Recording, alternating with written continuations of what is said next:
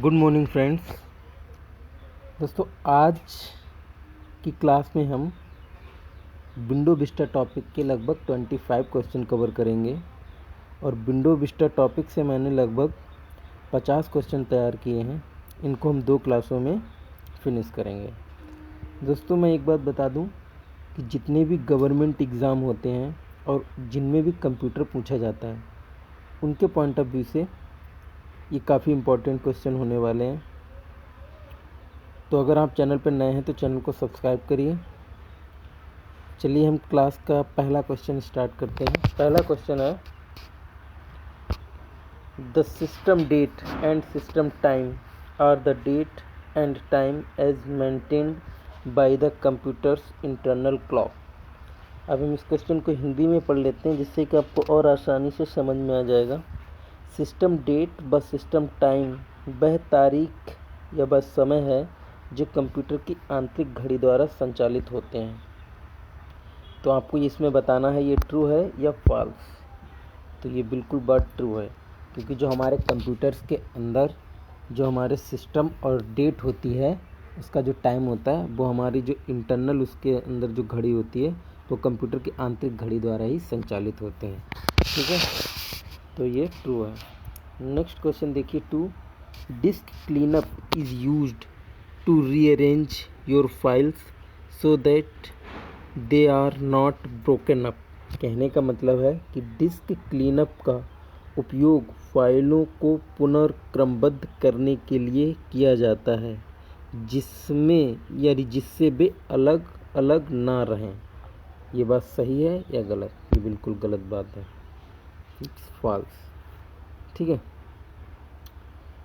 Question number 3 है, इन window Vista A folder system is also called a directive system. यानी कि Windows Vista में folder system को directive system भी कहते हैं। बिल्कुल ट्रू।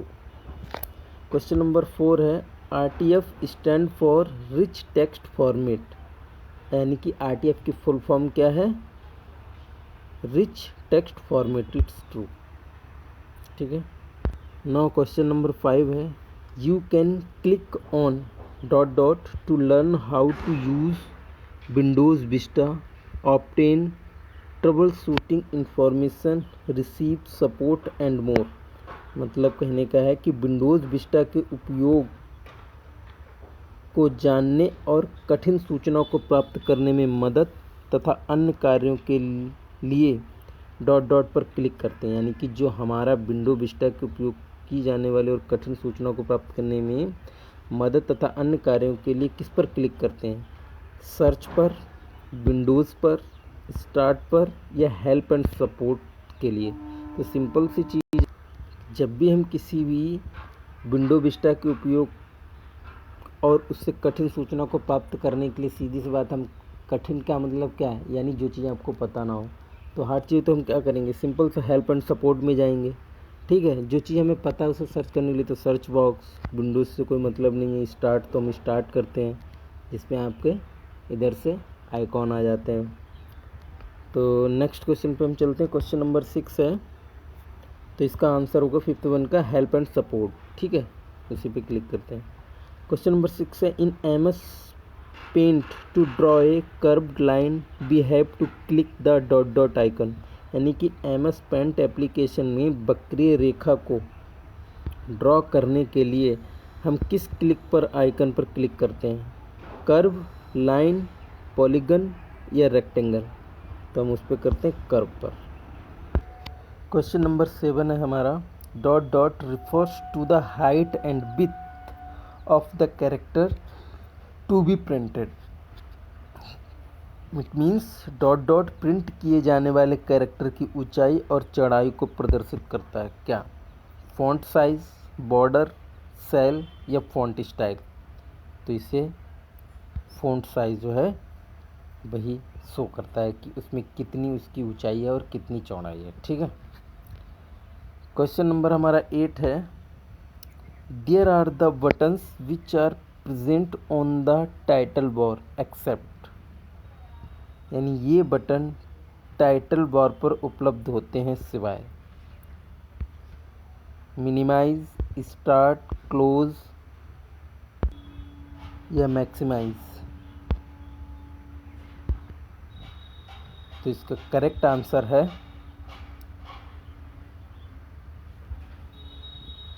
स्टार्ट। इसके सिवाय जो सारे बटन्स होते हैं वो हमारे there are the buttons which are present on the title bar, यानी कि मिनिमाइज भी होगा, मैक्सिमाइज भी होगा, क्लोज भी होगा, बट स्टार्ट नहीं होगा।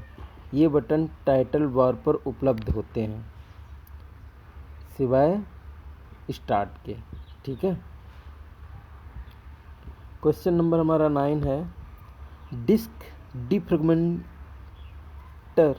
Is use to remove unnecessary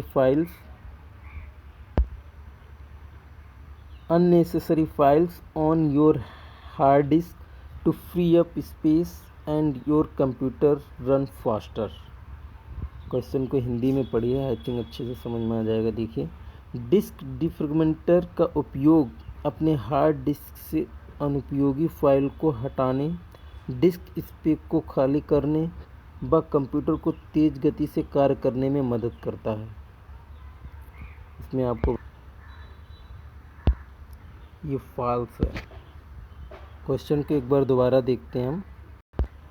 question को एक बार दोबारा देखिए, डिस्क डिफ्रेगमेंटर का उपयोग अपने हार्ड डिस्क में अनुपयोगी फाइल को हटाने, डिस्क स्पेस को खाली करने व कंप्यूटर को तेज गति से कार्य करने में मदद करता है। यह आपको बताना है इसमें कि ये ट्रू है या फॉल्स।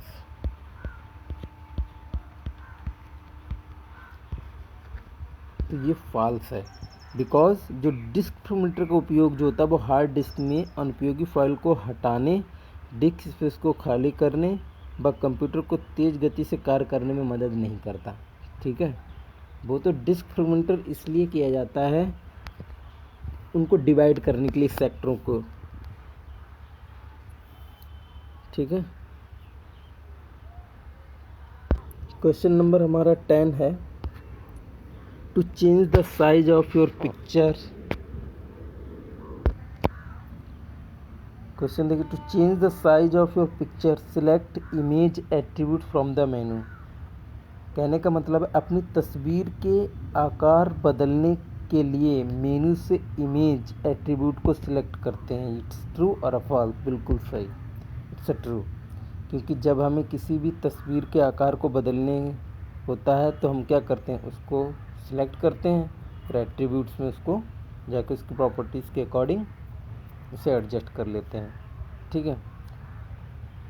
क्वेश्चन नंबर 11 हमारा, to start the calculator application click start and select all programs. यानी एक्सेसरीज एरो कैलकुलेटर, यानी कैलकुलेटर को स्टार्ट करने के लिए स्टार्ट पर क्लिक करके ऑल प्रोग्राम एक्सेसरीज कैलकुलेटर करते हैं। बिल्कुल सही।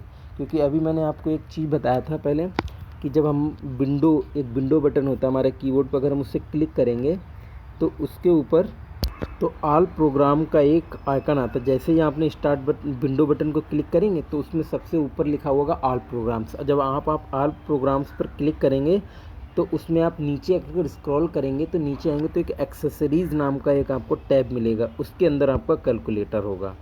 तो ये जो इन्होंने बताया है कि कैलकुलेटर को स्टार्ट करने के लिए स्टार्ट पर क्लिक करके ऑल प्रोग्राम एक्सेसरीज और सिलेक्ट कैलकुलेटर, बिल्कुल ट्रू है। ठीक है। क्वेश्चन नंबर 12 है, dot dot can be use to create and format large and complex text document. यानी कि किसका उपयोग बड़े व जटिल टेक्स्ट डॉक्यूमेंट को तैयार करने और फॉर्मेट करने के लिए किया जा सकता है। Calculator, word pad, note pad या टेक्स्ट पैड। तो आपने देखा होगा कि हम जो भी बहुत से बड़े डॉक्यूमेंट्स तैयार करने होते हैं उनको फॉर्मेट में तो हम वर्ड पैड का यूज़ करते हैं। ठीक है। तो इसका आंसर है वर्ड पैड। क्वेश्चन नंबर हमारा 13 है, notepad is a basic text editor that can be use to create simple documents. जो हमारा नोट पैड होता है उसको हम एक सिंपल साधारण डॉक्यूमेंट तैयार करने के लिए यूज़ करते हैं। इट इज़ ट्रू और फॉल्स? बिल्कुल ट्रू है। ठीक है। नाउ क्वेश्चन नंबर हमारा 14 है, a folder system is also called, यानी कि जो फोल्डर सिस्टम होता है उसको हम और किस नाम से जानते हैं?